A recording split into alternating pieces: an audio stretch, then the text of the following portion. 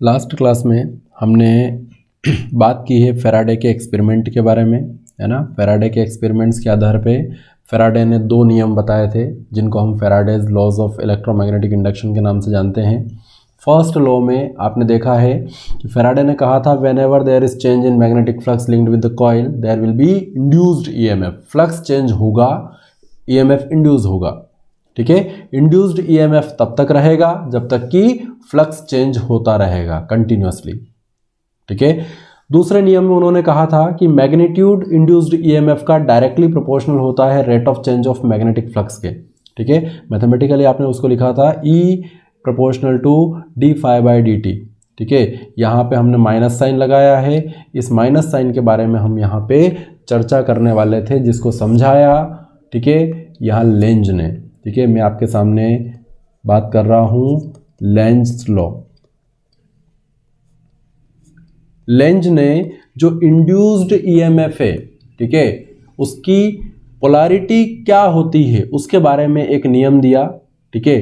This law given by the length is about the polarity of induced EMF. मैं यहाँ पे लिख देता हूँ आपके सामने, it is about the polarity of induced EMF. जो ईएमएफ इंड्यूस हो रहा है, ठीक है, फैराडे के एक्सपेरिमेंट में, ठीक है, उसकी पोलैरिटी क्या होगी, ठीक है, उसके बारे में लेंज ने एक नियम दिया, ठीक है। तो क्या कहा लेंज ने, मैं इसका स्टेटमेंट आपके सामने यहां पे लिख देता हूं। According to Lenz law the induced current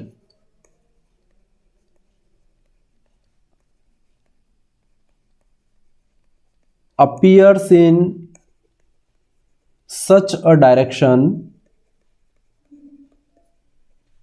that it will oppose the change in magnetic flux which is responsible for its induction। ध्यान दें क्या कहा लेंज ने कि जो इंड्यूस्ड करंट होती है, अभी आपने कहा कि ईएमएफ इंड्यूस होगा, ईएमएफ इंड्यूस होगा मतलब कॉइल के अंदर करंट फ्लो करेगी।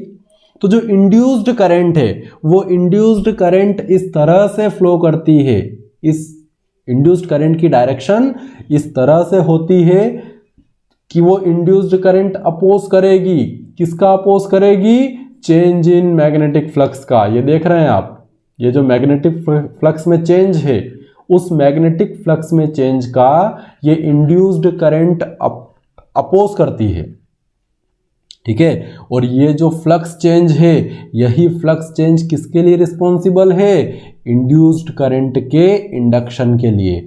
अगर फ्लक्स चेंज नहीं होता तो करंट इंड्यूस नहीं होती, लेकिन करंट अगर इंड्यूस हो रही है तो उसके पीछे कारण है फ्लक्स चेंज, और ये जो इंड्यूस्ड करंट है ये उसी कारण का अपोज करती है जिसकी वजह से ये प्रोड्यूस हुई है, ठीक है। हम इसको बोल सकते हैं जिस थाली में खाया उसी में छेद किया, ठीक है। ये इंड्यूस करंट किसकी वजह से है, फ्लक्स चेंज की वजह से, और अपोज किसका कर रही है, फ्लक्स चेंज का ही अपोज कर रही है। ऐसा कैसे होता है, ठीक है, इसके बारे में लेंज ने जो बताया एक एक्सपेरिमेंट के थ्रू में यहाँ पे आपको समझा देता हूँ, ठीक है। लेंज का जो यहाँ पे एक्सपेरिमेंट था, ठीक है, उसके थ्रू हम यहाँ पे बात करते हैं कि ये अपोज कैसे करती है इंड्यूस करंट फ्लक्स चेंज का, ठीक है। तो हम यहाँ सबसे पहले एक बार मैग्नेट अज्यूम कर लेते हैं। ये बार मैग्नेट हमने मान लिया, ये इसके दो पोल हो गए, नॉर्थ पोल साउथ पोल, ठीक है। आपको यहाँ पे एक सर्कुलर लूप लेना है। ये सर्कुलर लूप हमने यहाँ पे अज्यूम कर ली, ये इस तरीके से आपकी सर्कुलर लूप रखी हुई है। इस लूप की जो एक्सिस है उस एक्सिस पे ही ये आपका बार मैग्नेट रखा हुआ है, ठीक है, the bar magnet is on the axis of the loop, ये लूप की एक्सिस पे आपका बार मैग्नेट इस तरीके से रखा हुआ है। ठीक है, आप जानते हैं कि आपका जो बार मैग्नेट है उसकी यहाँ पे मैग्नेटिक फील्ड लाइंस होगी। ठीक है, आप बना सकते हैं उनको, किस तरीके से बनेगी लाइंस, आप जानते हैं कि नॉर्थ से मैग्नेटिक लाइंस बाहर निकलती है, इस तरीके से आपको यहाँ पे मैग्नेटिक लाइंस मिलेगी, ये मैग्नेटिक लाइंस यहाँ पे। ठीक है, इस बार मैग्नेट की लाइंस यहाँ पे आपको दिखाई दे रही है, इस तरीके से ये लाइंस आपको यहाँ पे मिल जाएगी, ये मैग्नेटिक लाइंस हमने बना दी। और भी बहुत सारी लाइंस होगी, है ना, वो सारी लाइंस अभी कॉइल के अंदर से होकर नहीं गुजर रही है, आप जानते हैं। ठीक है, ये मैग्नेट इस तरह से यहाँ पे रखा हुआ है। ठीक है, अभी चूंकि मैग्नेट रेस्ट में है, आप जानते हैं इस कॉइल के अंदर कोई करंट नहीं होगी, इंड्यूस्ड करंट की वैल्यू 0 होगी। इंड्यूस्ड करंट को हम स्मॉल आई से रिप्रेजेंट करते हैं, ये ध्यान रखना। ठीक है, मैग्नेट रेस्ट में है, कोई इंड्यूस्ड करंट नहीं है। ठीक है, अब मैग्नेट मोशन में आएगा। ठीक है, सपोज करो कि हम मैग्नेट को मूव करवा रहे हैं कॉइल की तरफ, ये डायरेक्शन बना दी मैंने मोशन की। ठीक है, मैग्नेट मूव कर रहा है टुवर्ड्स द सर्कुलर लूप। देखिए क्या होगा, जब मैग्नेट सर्कुलर लूप की तरफ मूव करेगा, तब ये जो मैग्नेटिक लाइंस आपको यहाँ पे दिखाई दे रही है, ये मैग्नेटिक लाइंस इस लूप के अंदर से होकर निकलेगी। ठीक है, जो लाइंस बाहर से निकल रही है, ठीक है, ये बाहर से निकलने वाली लाइंस जिनको मैं यहाँ स्टार से रिप्रेजेंट कर रहा हूँ, ये लाइंस भी इस लूप के अंदर से होते हुए निकलेगी जब ये मैग्नेट मूव करेगी टुवर्ड्स द लूप। इसका मतलब हम क्या कह सकते हैं, ठीक है, कि इस लूप के साथ में लिंक होने वाला जो मैग्नेटिक फ्लक्स है वो इंक्रीज हो रहा है। मैं आपके सामने यहाँ पे लिख रहा हूँ, ठीक है, मैग्नेटिक फ्लक्स इंक्रीजेस। फिर से मैं रिपीट कर रहा हूं, देखिए अभी आपको कुछ लाइंस लूप के अंदर से होते हुए डायग्राम में दिखाई दे रही है। अगर मैं उनकी गिनती करूं तो आप देख सकते हैं 1 2 3 4 और 5 लाइंस आपको ऐसी दिख रही है जो लूप के अंदर से पास हो रही है। ठीक है, जब आप मैग्नेट को पास में लेकर आओगे, जो एरो आपको डायरेक्शन दिखा रहा है मैग्नेट के मोशन की, तब जो लाइंस बाहर से निकल रही थी, लूप के अंदर से नहीं इंटर कर रही है, वो लाइंस भी लूप के अंदर होते हुए निकलेगी। मतलब हम फैराडे के एक्सपेरिमेंट के आधार पे क्या कह सकते हैं कि जो फ्लक्स इस लूप के साथ में लिंक हो रहा है, जो मैग्नेटिक लाइंस इस लूप से क्रॉस हो रही है, उनकी संख्या बढ़ेगी, यानी मैग्नेटिक फ्लक्स क्या होगा, इंक्रीज होगा। अगर मैग्नेटिक फ्लक्स इंक्रीज होगा मतलब करंट इंड्यूस होगी, ये तो तय है। ठीक है, मैं यहां पे लिख रहा हूं करंट इंड्यूसेस। अब सवाल ये है, जो लेंज ने बताया कि ये करंट जो इंड्यूस हो रही है वो किस तरह से इंड्यूस होगी। अब देखिए इसमें आपके पास दो ऑप्शन है, इस लूप के अंदर करंट इस तरह से भी फ्लो कर सकती है। ठीक है, इस लूप के अंदर करंट इस तरफ से भी फ्लो कर सकती है। दोनों केस यहां पे पॉसिबल है। अब सवाल यह है कि करंट कैसे फ्लो करेगी, इस तरह से फ्लो करेगी या इस तरह से फ्लो करेगी, इसके बारे में बताया लेंज ने। फिर से मैं स्टेटमेंट आपके सामने रीड कर रहा हूं, क्या कहा इन्होंने, the induced current appears in such a direction that it will oppose the change in magnetic flux which is responsible for its production. मतलब कौन सा फ्लक्स जो इंक्रीज हो रहा है, ये इंक्रीज होता हुआ मैग्नेटिक फ्लक्स ही जिम्मेदार है किसके लिए, करंट को इंड्यूस करने के लिए। मतलब जो इंड्यूस्ड करंट होगी, ये इंड्यूस्ड करंट किसका अपोज करेगी, मैं यहां पे लिख रहा हूं, induced current opposes the increase in flux. देखिए मैं आपके सामने यहां पे लिख रहा हूं, ये अपोज करेगी, इंड्यूस्ड करंट किसका अपोज करेगी, फ्लक्स के इंक्रीज होने का अपोज करेगी। अब अगर मैं आपसे पूछूं कि फ्लक्स के इंक्रीज होने का अपोज कैसे हो सकता है, फ्लक्स तो किसका है, इस मैग्नेट का है, कॉइल का तो उसमें कोई रोल नहीं है।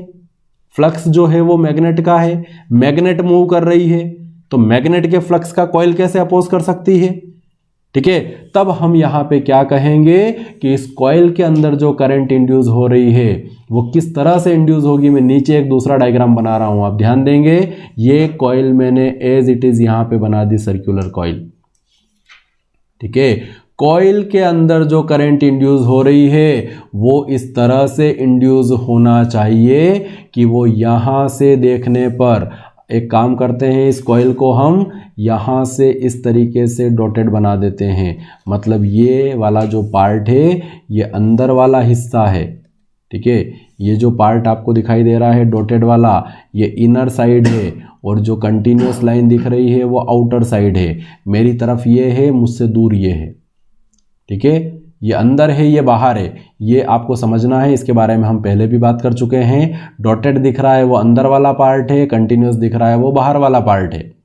ठीक है, अब यहाँ पे करंट इस तरह से इंड्यूस होनी चाहिए कि यहाँ ये बाहर से अंदर जाए, ऊपर की तरफ। देखो मैं डायरेक्शन बना रहा हूँ, बाहर से अंदर जा रही है, और नीचे वाली साइड में क्या होगी, अंदर से बाहर आएगी। अब बाहर से अंदर और अंदर से बाहर का क्या मतलब, आपके घर में मम्मी की चूड़ी होगी, उसको ले लो, सर्कुलर कॉइल बना लो। ठीक है, ये सर्कुलर कॉइल आपके सामने रखी हुई है। जो डॉटेड वाला पार्ट है वो आपसे दूर रखना है, कंटिन्यूस वाला पार्ट है वो आपकी तरफ रखना है। अब आप देखो कि जो करंट है वो यहाँ पे क्या हो रहा है, बाहर से अंदर जा रही है। आप इस तरफ से देखोगे, किस तरफ से, जिधर मैं एक्स लिख रहा हूँ। ठीक है, ये एक साइड है कॉइल की, और जहां मैं वाई लिख रहा हूं ये दूसरी साइड है। आपको एक्स साइड से देखना है। जब आप एक्स की तरफ से देखोगे तो आपको कॉइल के अंदर जो करंट है वो एंटी क्लॉकवाइज दिखेगी। As seen from side X, the direction of current will be anti-clockwise। मैं आपके सामने लिख देता हूं यहाँ पे, आप फटाफट कोई भी सर्कल उठाओ, उस सर्कल को कॉइल एज्यूम करो, उसको सामने रखो, और करंट जिस डायरेक्शन में जा रही है अपनी फिंगर उधर घुमाओ।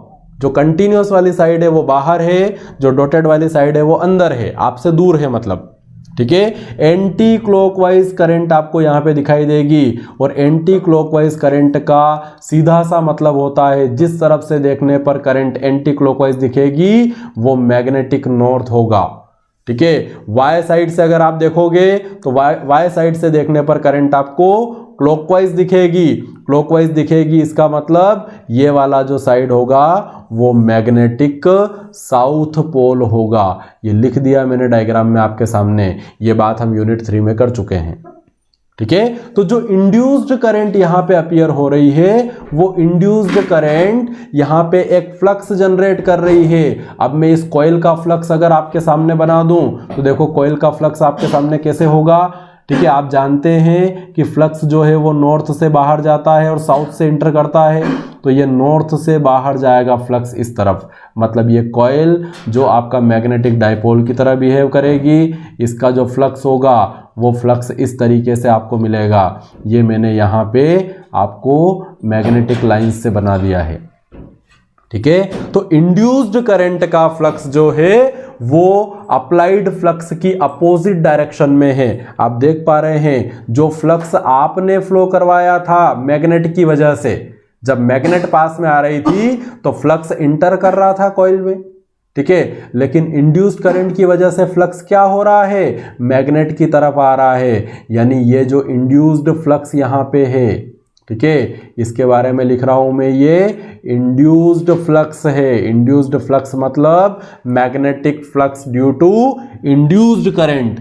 ये क्या कर रहा है, ये इस मैग्नेट के फ्लक्स के अपोजिट डायरेक्शन में है, मतलब मैग्नेट के फ्लक्स का अपोज कर रहा है।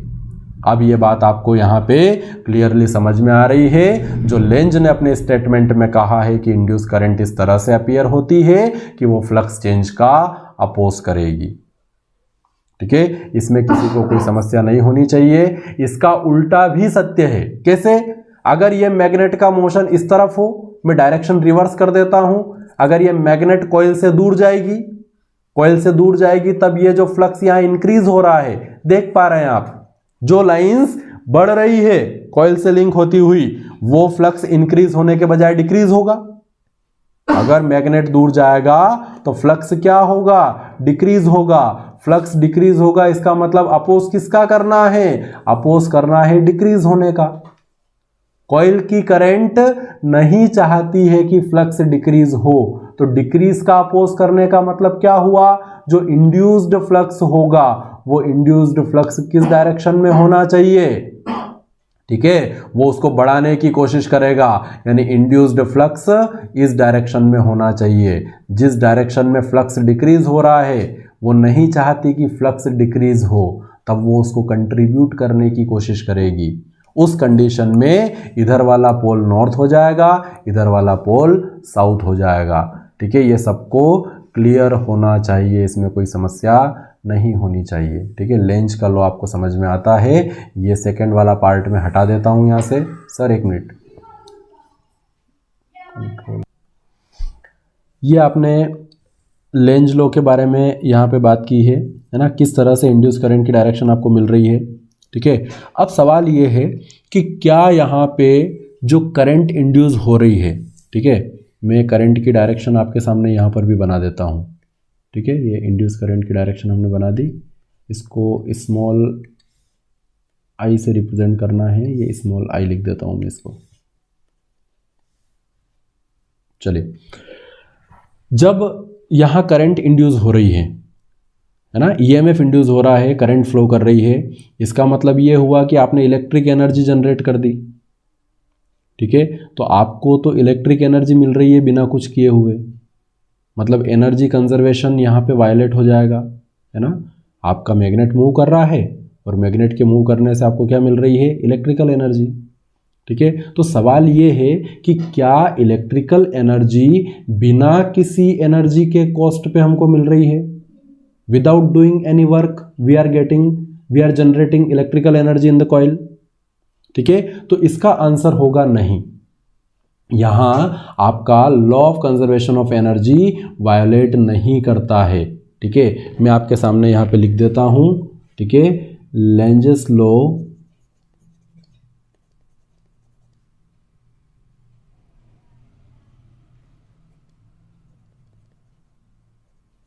एंड एनर्जी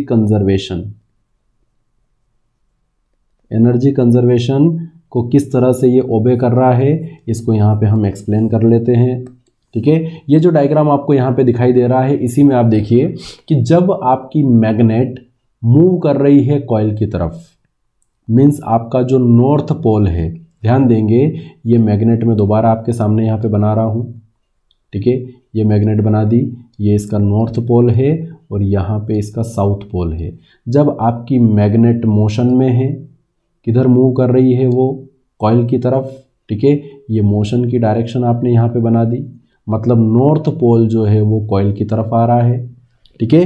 तो जब नॉर्थ पोल आपका कॉइल की तरफ बढ़ रहा है, तब जो यहाँ इंड्यूस्ड करंट आपको मिली है, ये जो आपकी कॉइल यहाँ पे है सर्कुलर कॉइल, ये सर्कुलर कॉइल मैंने बना दी और इस सर्कुलर कॉइल में ये हमने यहाँ पे इसको इस तरीके से, ये हो गया आपका, ये इसको डॉटेड कर दिया जैसी कॉइल आपके सामने थी, और ये हो गई आपकी यहाँ पे इंड्यूस्ड करंट, ये हो गई आपकी इंड्यूस्ड करंट। और इंड्यूस्ड करंट की वजह से इस तरफ आपको मिल रहा है नॉर्थ पोल और इस तरफ आपको मिल रहा है साउथ पोल। यही बात अभी हमने की है, यहाँ पे ये डायरेक्शन बनाई है आपने मैग्नेटिक फील्ड लाइंस की इस तरफ, ठीक है।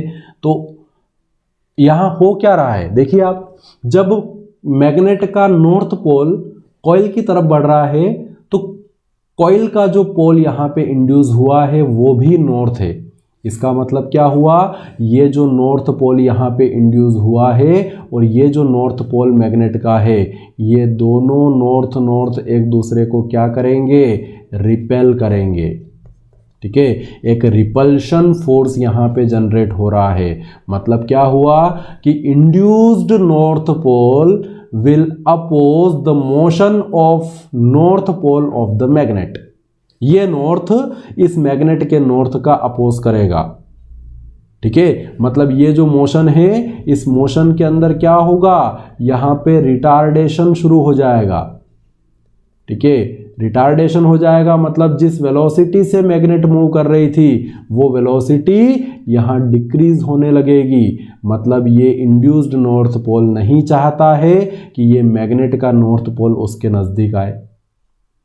ठीक है, अब आपको अगर मैग्नेट को मोशन में रखना है तो आपको क्या करना पड़ेगा? ठीक है, मैं यहां पे लिख देता हूं। ठीक है, you will have to apply external force on the magnet. आपको क्या करना पड़ेगा? आपको एक्सटर्नल फोर्स अप्लाई करना पड़ेगा। You will have to apply external force on the magnet to keep it in motion. ठीक है, उस मैग्नेट को मोशन में रखने के लिए, ठीक है, आपको फोर्स अप्लाई करना पड़ेगा। आप समझ पा रहे हैं? यहां पे अगर आप फोर्स अप्लाई करोगे इसका मतलब you will do some work. ठीक है, आप फोर्स लगा रहे हो, मैग्नेट में डिस्प्लेसमेंट हो रहा है, मीन्स वर्क इज डन। ठीक है, ऑन द मैग्नेट। उसको मोशन में रखने के लिए क्या किया गया? आपके द्वारा वर्क किया गया। ठीक है, आपने लिखा है एक्सटर्नल फोर्स लगा रहे हैं, कोई एजेंसी लगाएगी एक्सटर्नल फोर्स, तो क्या लिखोगे?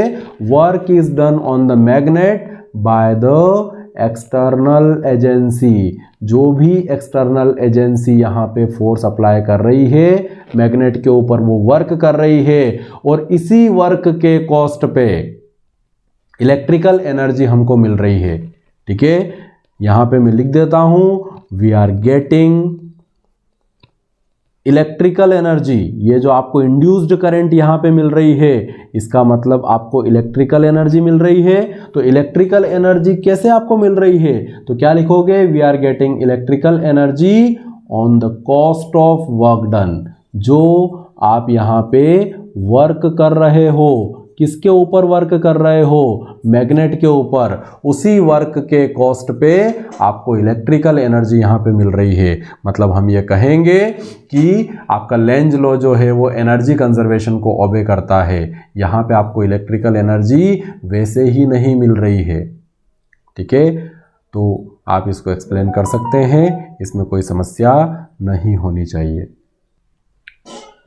नेक्स्ट टॉपिक हम ले रहे हैं मोशनल ईएमएफ। यहाँ पे इसको हम क्लोज कर देते हैं। ठीक है, अगला टॉपिक है हमारा मोशनल ईएमएफ।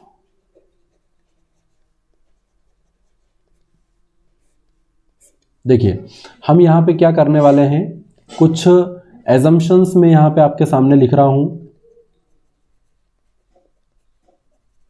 एक बहुत ही इंटरेस्टिंग फैक्ट हम यहां पे देखने वाले हैं इलेक्ट्रोमैग्नेटिक इंडक्शन का। ठीक है, एजम्पशंस में आपके सामने ले रहा हूं। यहां हम यूनिफॉर्म मैग्नेटिक फील्ड लेने वाले हैं, जिसमें मैग्नेटिक फ्लक्स डेंसिटी हम कंसीडर करेंगे बी के बराबर। ठीक है, एक यूनिफॉर्म मैग्नेटिक फील्ड का रीजन मैं आपके सामने बना रहा हूं। ठीक है, ये मान लीजिए इस तरीके से हमने परपेंडिकुलर इनवर्ट डायरेक्शन में यहाँ पे मैग्नेटिक फील्ड मानी है पेपर के प्लेन में। आप जानते हैं क्रॉस का मतलब क्या होता है। ठीक है, क्रॉस का मतलब होता है यहाँ पे कि आपके पास में यूनिफॉर्म मैग्नेटिक फील्ड का रीजन है जो परपेंडिकुलर इनवर्ट है पेपर के प्लेन में। फ्लक्स डेंसिटी हमने कितनी एज्यूम की है यहाँ पे? बी के बराबर। ठीक है, अब यहाँ पे आपको एक कंडक्टर एज्यूम करना है। ठीक है, जिसकी लेंथ में आपके सामने लिख रहा हूं, लेंथ ऑफ कंडक्टर। ठीक है, हम यहाँ पे कंडक्टर को नाम दे देते हैं पी क्यू और उसकी लेंथ को मान लेते हैं एल।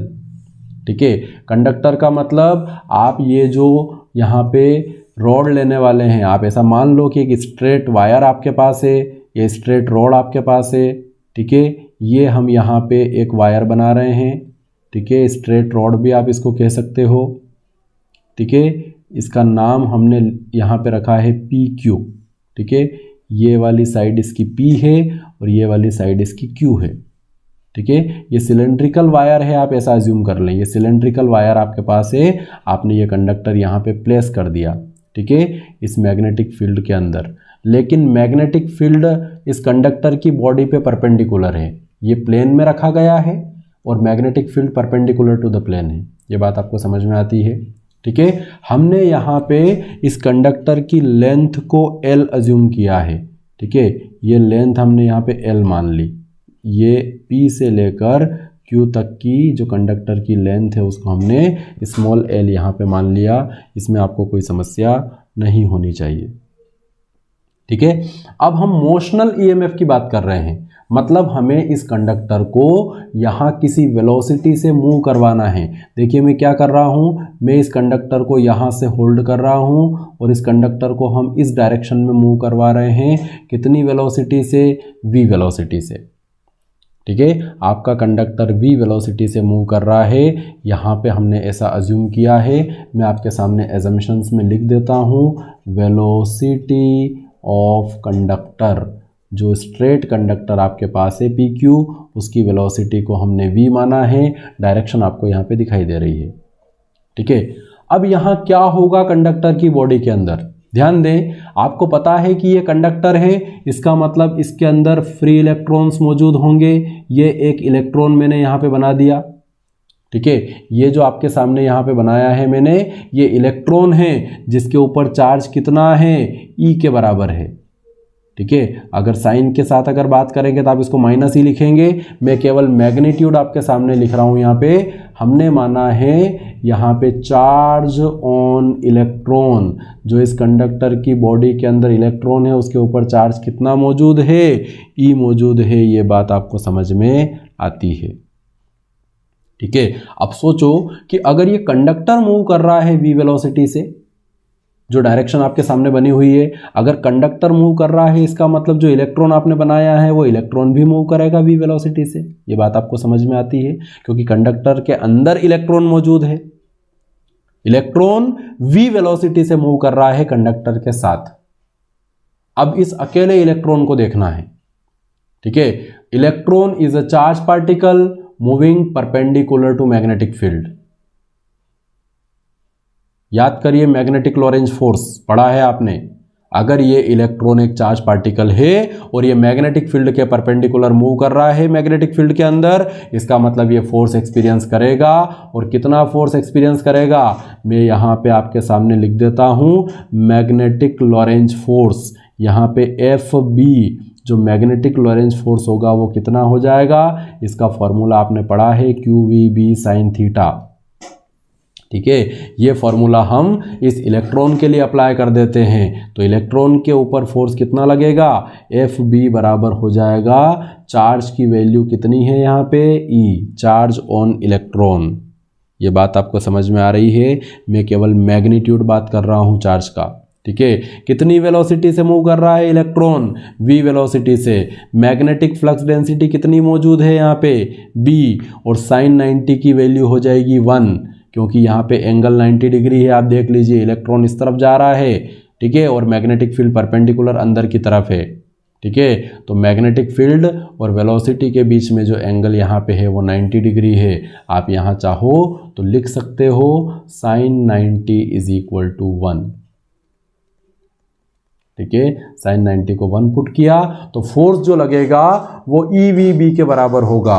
अब इस फोर्स की डायरेक्शन हमें कहाँ से मिले, फोर्स का मैग्नीट्यूड तो पता चल गया, ये फोर्स इलेक्ट्रॉन के ऊपर किस डायरेक्शन में लगेगा। तो डायरेक्शन फाइंड करने के लिए आप क्या यूज़ करोगे, फ्लेमिंग्स लेफ्ट हैंड रूल। सबको पता है हम फोर्स की डायरेक्शन के लिए कौन सा रूल यूज़ करते हैं, फ्लेमिंग का लेफ्ट हैंड रूल। अगर ये रूल यहाँ पे अप्लाई करते हैं, फ्लेमिंग साहब का लेफ्ट हैंड, ठीक है, कैसे अप्लाई करोगे मैं आपको यहाँ पे बता देता हूँ कैमरा ऑन करके, ठीक है। आप देखिए, आपको फ्लेमिंग का लेफ्ट हैंड रूल यहाँ पे अप्लाई करना है। ध्यान देंगे, ये लेफ्ट हैंड, ठीक है, लेफ्ट हैंड में 4 फिंगर, मिडिल फिंगर, ठीक है, और थंब, तीनों को म्यूचुअली परपेंडिकुलर इस तरीके से रखना है। ठीक है। आपकी जो 4 फिंगर है वो मैग्नेटिक फील्ड की डायरेक्शन में होना चाहिए। देखिए सभी लोग अपना लेफ्ट हैंड बाहर निकाल लो, ठीक है। आपकी मैग्नेटिक फील्ड देख रहे हैं क्रॉस फील्ड है, क्रॉस फील्ड है मतलब मैग्नेटिक फील्ड अंदर की तरफ जा रही है पेपर के प्लेन में। 4 फिंगर को मैग्नेटिक फील्ड की तरफ रखो। मिडिल फिंगर जो है वो करंट की डायरेक्शन शो करेगी, करंट या फिर मोशन ऑफ पॉजिटिव चार्ज। ध्यान देंगे ये मिडिल फिंगर पॉजिटिव चार्ज का मोशन शो करती है। अब यहां इलेक्ट्रॉन है हमारे पास, इलेक्ट्रॉन नेगेटिव चार्ज है, ठीक है। अगर इलेक्ट्रॉन वेलोसिटी की डायरेक्शन में जा रहा है, देख रहा है आपको वेलोसिटी सामने डायग्राम के अंदर, तो फिंगर को वेलोसिटी की अपोजिट डायरेक्शन में रखोगे, ये ध्यान रखना है। अगर इलेक्ट्रॉन इस तरफ जा रहा है तो करंट इस तरफ जाएगी, तो करंट की डायरेक्शन में ये फिंगर हो गई आपकी 4 फिंगर अभी भी अंदर की तरफ है पेपर के प्लेन में जो मैग्नेटिक फील्ड को शो कर रही है। मिडिल फिंगर इलेक्ट्रॉन के अपोजिट डायरेक्शन में है मतलब ये करंट शो करेगी। तो आपका जो थंब है वो क्या शो कर रहा है, वर्टिकली डाउनवर्ड डायरेक्शन में, फोर्स ऑन इलेक्ट्रॉन। मैं डायग्राम के अंदर बना देता हूं इलेक्ट्रॉन पे लगने वाला फोर्स। ध्यान देंगे ये डायग्राम के अंदर मैं यहाँ पे फोर्स बना रहा हूँ, इलेक्ट्रॉन के ऊपर फोर्स लगेगा इस डायरेक्शन में, ये फोर्स की डायरेक्शन हो गई, ठीक है। यहाँ लिख दिया मैंने FB। सभी लोग डायग्राम में देखेंगे 4 फिंगर मैग्नेटिक फील्ड अंदर जा रही है, इलेक्ट्रॉन के मोशन के अपोजिट करंट की डायरेक्शन, ठीक है, चार्ज के मोशन की डायरेक्शन। अगर पॉजिटिव होता, चार्ज पॉजिटिव होता तो वेलोसिटी की तरफ ही रखते, लेकिन चार्ज नेगेटिव है इसलिए अपोजिट रखना है। तो फोर्स कहाँ लगेगा, टूवर्ड्स Q। कंडक्टर में अगर देखेंगे तो P से Q की तरफ आपका फोर्स लगेगा। ये आपको समझ में आती है बात, देखिए, ठीक है। ये फोर्स की डायरेक्शन मैंने बना दी। इसका मतलब क्या होगा, धीरे धीरे जो इलेक्ट्रॉन्स है, अभी अकेला इलेक्ट्रॉन तो वायर के अंदर मौजूद नहीं है, यहाँ बहुत सारे इलेक्ट्रॉन्स होंगे, तो ये इलेक्ट्रॉन्स जो हैं ये धीरे धीरे करके कहाँ इकट्ठे होने लगेंगे, ये आपके कंडक्टर के Q एंड पे इकट्ठे होने लगेंगे।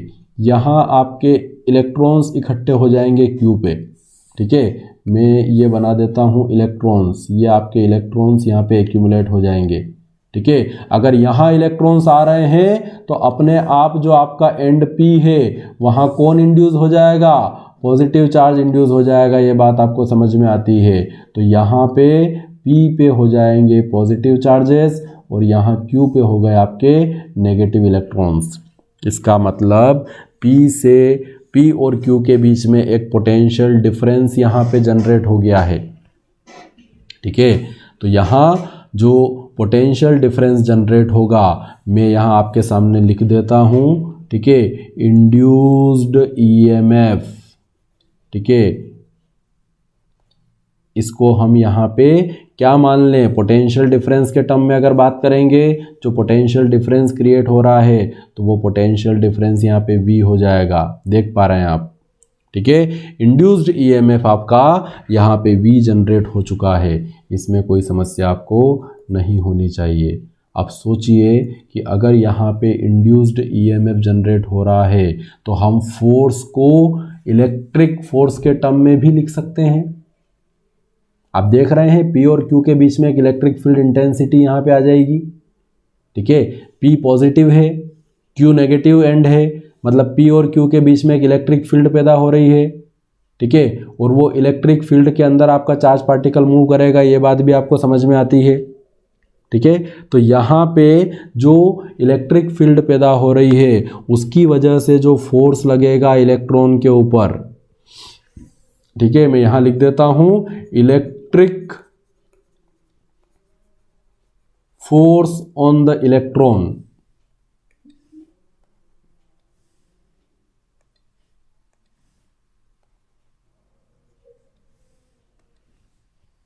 चलिए, इलेक्ट्रिक फोर्स ऑन इलेक्ट्रॉन, अगर मैं इलेक्ट्रिक फोर्स को लिखता हूं FE तो वो किसके बराबर होता है, पढ़ा है आपने यूनिट 1 में, FE बराबर होता है किसके, QE के, ठीक है। अब यहाँ ध्यान देंगे, यहाँ चार्ज कौन सा है इलेक्ट्रॉन के ऊपर, E, तो उसको क्या लिखोगे, EE। QE की वैल्यू कितनी हो जाएगी यहाँ पे, ये बात आपको समझ में आती है, it is equal to EE, ठीक है। यहाँ E जो है वो इलेक्ट्रिक फील्ड इंटेंसिटी है। हमें इलेक्ट्रिक फील्ड इंटेंसिटी यहाँ पर नहीं चाहिए, इलेक्ट्रिक फील्ड इंटेंसिटी को पोटेंशियल के टर्म में लिखना है। आप जानते हैं कि हम इलेक्ट्रिक फील्ड इंटेंसिटी को पोटेंशियल अपॉन लेंथ लिख सकते हैं। ये फॉर्मूला आपने बार बार पढ़ा है यूनिट 1 और यूनिट 2 में। ठीक है, मैं आपके सामने लिख रहा हूँ, electric field intensity E is equal to V upon L। इसको एक्सप्लेन करने की आवश्यकता नहीं है, फर्स्ट और सेकंड यूनिट में आपने इस फॉर्मूले को कई बार यूज़ किया है। तो यहाँ पे जो इलेक्ट्रिक फोर्स आपको मिलेगा इलेक्ट्रॉन के ऊपर लगने वाला, वो इलेक्ट्रिक फोर्स की वैल्यू कितनी हो जाएगी, EV अपॉन L। ये हो गई आपकी सेकेंड इक्वेशन। ठीक है, अब आप यहाँ पे ध्यान देंगे कि आपका जो इलेक्ट्रॉन है वो मूव किसकी वजह से कर रहा है। इलेक्ट्रॉन का मोशन जो है वो मैग्नेटिक लॉरेंज फोर्स की वजह से है, और उसी मैग्नेटिक लॉरेंज फोर्स की वजह से ये इलेक्ट्रिक फोर्स यहाँ पे पैदा हो रहा है। ठीक है, तो इक्वेशन 1 और 2 को हम इक्वेट कर सकते हैं। मैं यहाँ आपके सामने लिख देता हूँ, from equation first and second. ठीक है, इक्वेशन फर्स्ट और सेकेंड से आप क्या कर सकते हो, LHS तो इक्वल है। ठीक है, FE और FB की वजह से होगा, FE बराबर होगा किसके, FB के। तो इनकी वैल्यू पुट करोगे, EV upon L is equal to आपको क्या मिल जाएगा, EVB। ये E है भाई, क्या दिक्कत आ रही है इसको, EVB। ठीक है, ये आपके सामने मैंने यहाँ पे इसकी वैल्यू पुट कर दी है। अगर यहाँ पे आपको इंड्यूस्ड EMF जिसको हमने V से रिप्रेजेंट किया था, ठीक है, आप चाहो तो इंड्यूस्ड EMF को V लिखने के बजाय हम इंड्यूस्ड EMF को EB लिख सकते हैं।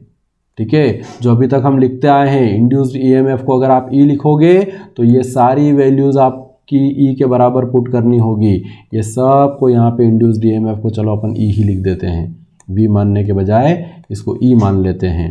तो ये हो जाएगा आपका इंड्यूस्ड EMF। कंफ्यूज नहीं होना है ना, ये E जो है ये इलेक्ट्रॉन के ऊपर चार्ज है, इसी वजह से मैं इसको लिख नहीं रहा था। ठीक है, ये E लिख दिया, यहाँ पे भी E लिख दिया। तो इंड्यूस्ड EMF जब आप कैलकुलेट करोगे तो देखो क्या मिलेगा आपको, यहाँ कौन सी टर्म कैंसिल हो रही है, इलेक्ट्रॉन के ऊपर चार्ज आपका कट जाएगा दोनों तरफ।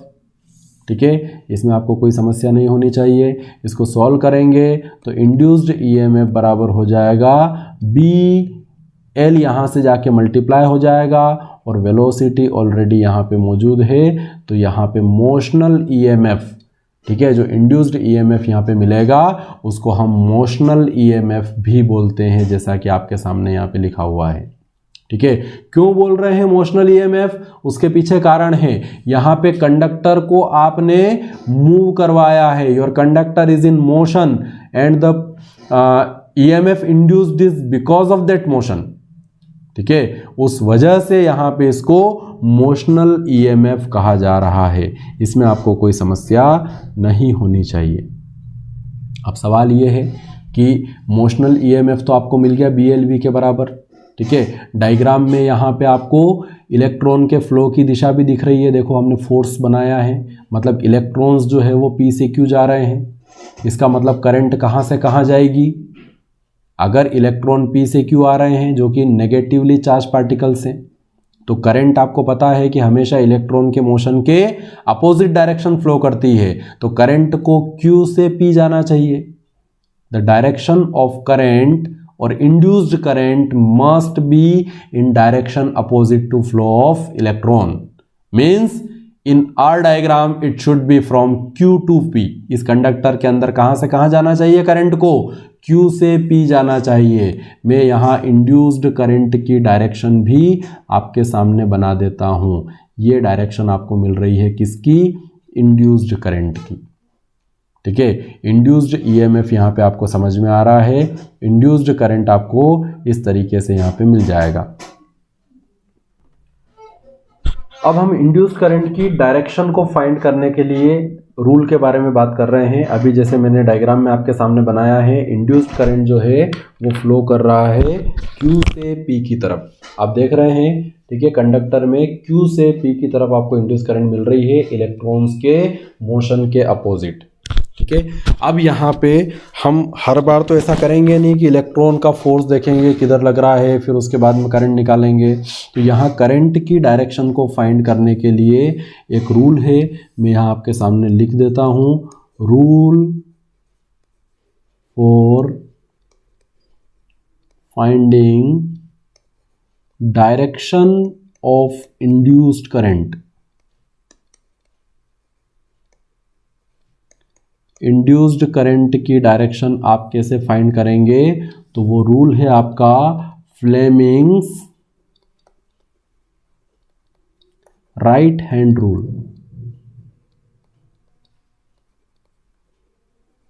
अभी तक आपने फ्लेमिंग का लेफ्ट हैंड रूल पढ़ा है, ठीक है, जिससे आप यहाँ पे क्या करते थे, देखो आपके सामने लिखा हुआ है फ्लेमिंग का लेफ्ट हैंड रूल, ठीक है।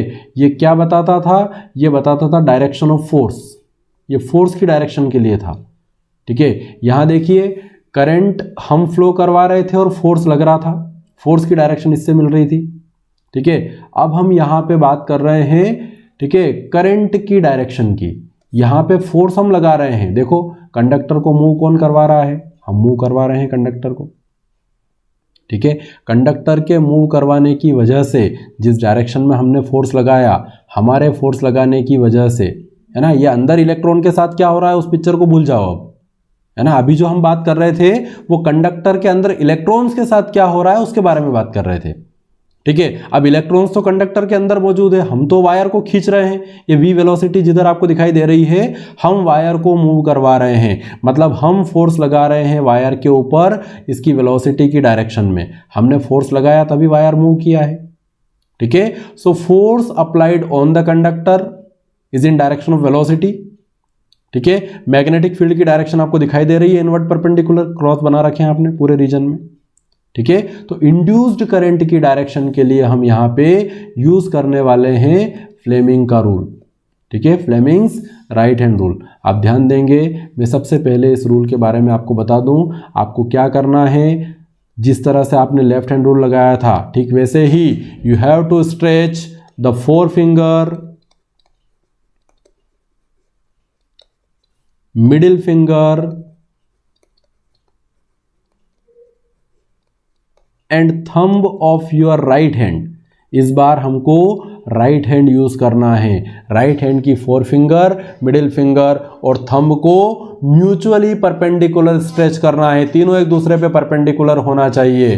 किस तरह से परपेंडिकुलर, इस तरह से रहे कि फोर फिंगर जो रहे वो किसकी डायरेक्शन में हो, मैग्नेटिक फील्ड की डायरेक्शन में हो। थंब जो है वो किसकी डायरेक्शन शो करे, फोर्स की डायरेक्शन शो करे, या फिर फोर्स के बजाय आप ऐसा भी बोल सकते हो मोशन ऑफ कंडक्टर। आपका कंडक्टर किस दिशा में मूव कर रहा है उसकी दिशा कौन बताएगा, थंब बताएगा। Then your middle finger will give you the direction of induced current. ध्यान देंगे, मैं यहाँ पे इंड्यूस्ड करंट स्मॉल आई लिख रहा हूँ, ठीक है।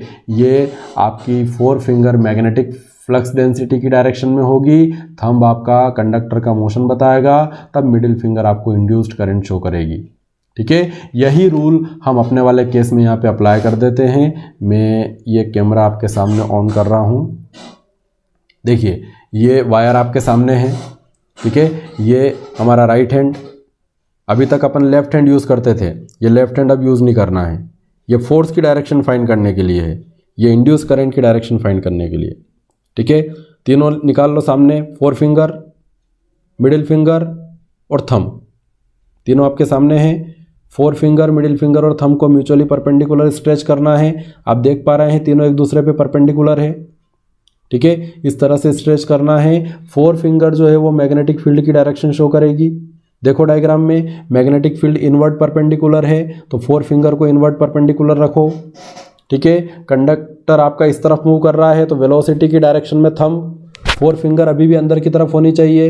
वेलोसिटी कौन शो करेगा, वेलोसिटी को थंब शो करेगा, ये मोशन ऑफ कंडक्टर। तब आपकी जो मिडिल फिंगर है वो मिडिल फिंगर कहाँ है, ये है वर्टिकली अपवर्ड, ठीक है।